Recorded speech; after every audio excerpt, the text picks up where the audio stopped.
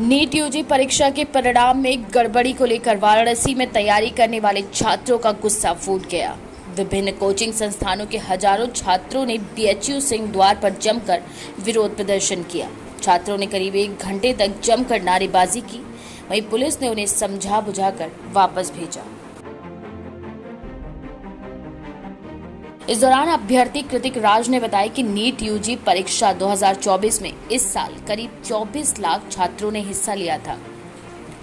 इनमें से करीब 13 लाख छात्र पास हुए। वहीं इतिहास में ऐसा पहली बार हुआ कि जब एक साथ 67 छात्रों को रैंक 1 हासिल हुई है। वहीं एक ही सेंटर से 8 छात्रों को 720 में से 720 नंबर हासिल हुए। उन्होंने कहा कि एनटीए के द्वारा आयोजित नीट परीक्षा के स्कोर के आधार पर मेडिकल कॉलेजों में दाखिला मिलता है, इसीलिए छात्र इस परीक्षा में अव्वल होने के लिए दिन रात मेहनत करते हैं। हमारा नाम कृतिक राज है और हमने नीट में 695 अंक पाए हैं और हमारा ऑल इंडिया रैंक 3473 है। आज बनारस से तमाम स्टूडेंट्स यहाँ बीएचयू गेट पर प्रोटेस्ट करने आए हैं एनटीए और नीट के इन रिजल्ट्स के खिलाफ, जिसमें कि काफ़ी ज़्यादा फ्रॉड हुआ है, बहुत ज़्यादा रैंक इन्फ्लेशन देखा गया है तथा काफ़ी सारे स्कैम सामने आ रहे हैं।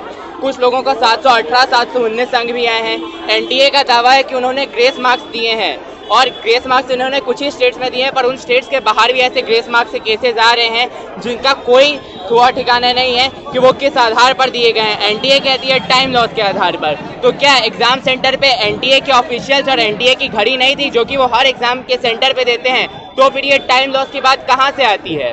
और इसके अलावा सारे स्टूडेंट्स के साथ जो अन्याय हुआ है, एनटीए इस पर अब तक चुप क्यों है?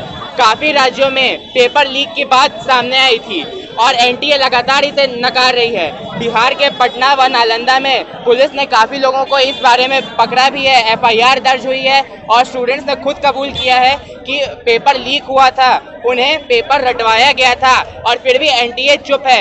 एनटीए ने सुप्रीम कोर्ट में और ऑफिशियल नोटिस में भी सीधे सीधे कहा है कि कोई पेपर लीक नहीं हुई है और इसके बावजूद वो कह रहे हैं कि पेपर का कॉम्पिटिटिव नेचर है, इस कारण से अचानक से इतने टॉपर्स बढ़ गए हैं। लेकिन क्या सीधे 2 से 67 ऑल इंडिया रैंक, वो भी सभी के सभी एक ही सेंटर से 8 से 10 ऑल इंडिया रैंक देखे गए, एक ही सेंटर से देखे गए हैं? क्या इस पर कोई शक खड़ा नहीं होता? स्टूडेंट्स को जस्टिस चाहिए।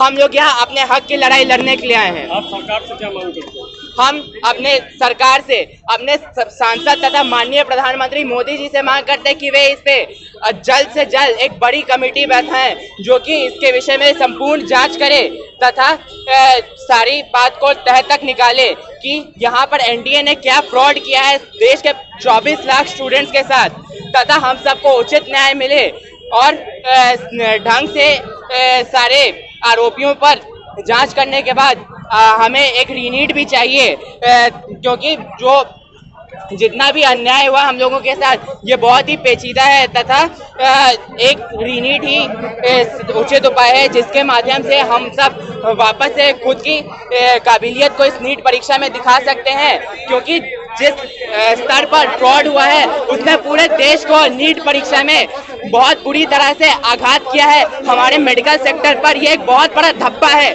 जो हमारे साथ इस बीच पिछले 2-3 महीनों में नीट के परीक्षा से हुआ है। नीट ने, एनटीए ने सबसे पहले रजिस्ट्रेशन विंडो को खोला, पेपर लीक को नकारा और अब हम स्टूडेंट्स की आवाज को दबाने की कोशिश कर रही है। उन्होंने इलेक्शन के रिजल्ट के दिन नीट के रिजल्ट को निकाला जिससे हमारी बात को दबाया जा सके। मीडिया में इस बात को छुपाया जा रहा है, एनटीए को जवाब देना होगा। धन्यवाद। 3 दिन पहले यानी कि 4 जून को नीट यूजी परीक्षा का रिजल्ट जारी किया गया। नतीजों के सामने आने के बाद से कई छात्र काफी नाराज दिख रहे हैं।